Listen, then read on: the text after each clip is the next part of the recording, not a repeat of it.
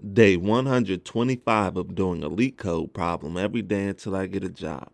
All right, y'all, we're back again. Another day, another LeetCode problem. This time we're at day 125. We have a good problem that we're doing today. It's actually the reverse of what we did yesterday. So if you missed yesterday's video, make sure you go ahead and check that out too. That will be day 124. And it's actually good practice for the video that we're going to do today, or this video could be good practice for the video that we did yesterday, depending on the order that you're going to do it in. But before we get started, y'all, don't forget, bring a mouse right over here and click that subscribe button for me, y'all. Then after you click that subscribe button, go ahead and smash that like button for me, y'all. Then after you smash that like button, I'm calling all of my bankers. I repeat, all of my bankers to the comment section right now. I need y'all to drop 2 bank emojis in the comment section so we can run up this engagement and we can help push this content out to a broader audience so we could do our part in getting more people interested in the Swift programming language, y'all. As part of the Swift community, it's up to us to help build the community. And in order to do that, we got to help get this Swift content out to as many people as possible, y'all. Now I know what y'all are here for. And today we have question number 171, Excel sheet column number. The difficulty level is easy, so you already know we're going to keep the solution as simple and easy as to understand as possible. Yesterday I gave a more tedious solution, but it's a similar problem. So today I'm going to give a more efficient, or it's going to be less code to write, but it may be a little bit more difficult to understand than the solution yesterday. But I want to make sure I give y'all 2 different ways of solving this problem. So check out yesterday's video 124, so you can see one solution or one way that we can solve this type of problem. And then today I'm going to show you another way of how we could solve this type of problem. So let's get into it and see what the question says. It says, given a string column title that represents the column title as it appears in an Excel spreadsheet, return its corresponding column number. So for example, A returns 1, B returns 2, C returns 3, Z returns 26.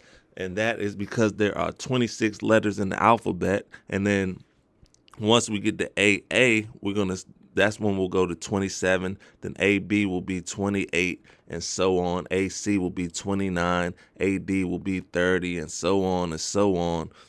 And that's how the pattern works for that part. Now let's see what they want us to do. In the example, it says column A, we have an input column title, which is equal to A.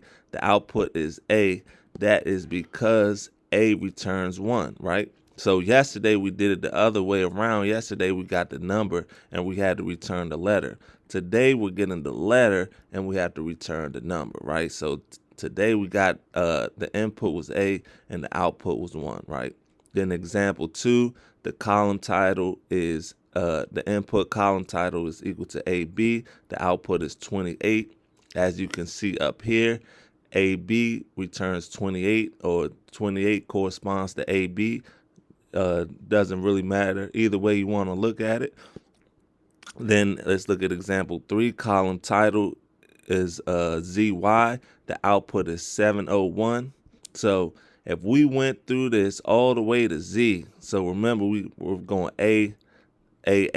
First we're going A through Z.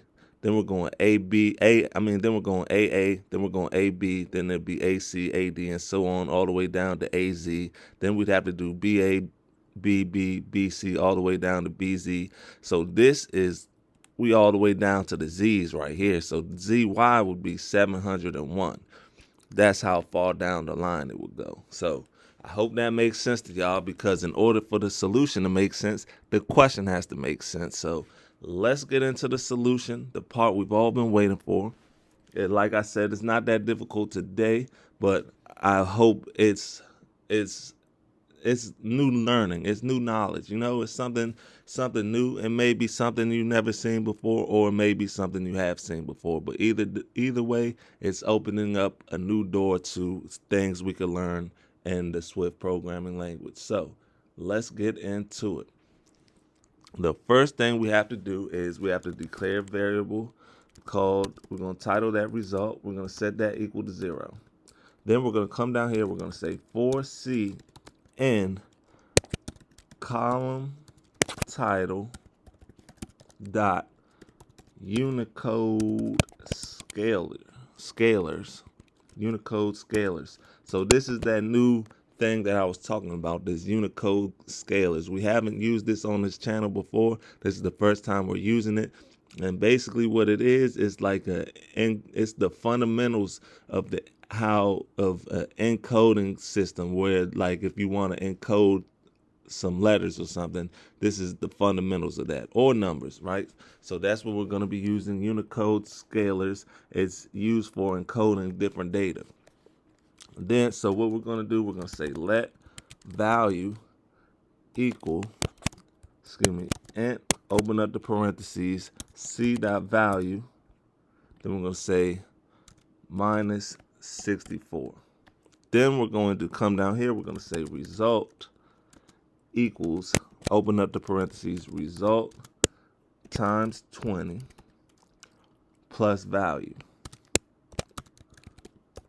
Now, if you watched the channel yesterday, you would know this is way less tedious than yesterday's solution. That's why I'm glad we had two of these problems, similar problems in a row, so I could show you both ways. And then we're just going to return result. So let's run it. So yeah, y'all, that was way less tedious than yesterday. That is how, wrong answer. So let's see what happened. Let's see what happened. And let's see, where did we go wrong? Oh, excuse me, y'all. This should be 26, not 20, for the 26 letters in the alphabet. Sorry, y'all. But yeah, like I was saying, this is way less tedious than the solution we did yesterday. But I do suggest you watch yesterday's video so you could, it's easier to understand than this one, because we're not using the Unicode scalars. But this is good because this allows you to learn something new, which is the Unicode scalars. So I also advise y'all to look that up, look up Unicode scalars, learn it, read it, love it, see how it works. Type it in on Google, type it in on ChatGPT, all that good stuff. See how it works so you can learn something today. And let's run it, make sure it still runs how it's supposed to run. I mean, let's submit it. Let's see. And it's submitted, y'all, and it beats 100%. It's 0 milliseconds, beats 100% of users with Swift, y'all. That's faster than a Bugatti riding past all the brokies on the highway. So, as you can see, this is a very efficient solution to use. So I suggest you guys check it out again, the Unicode scalars, and or just Unicode, period. And I hope to see you guys tomorrow for another day, another LeetCode problem. Peace.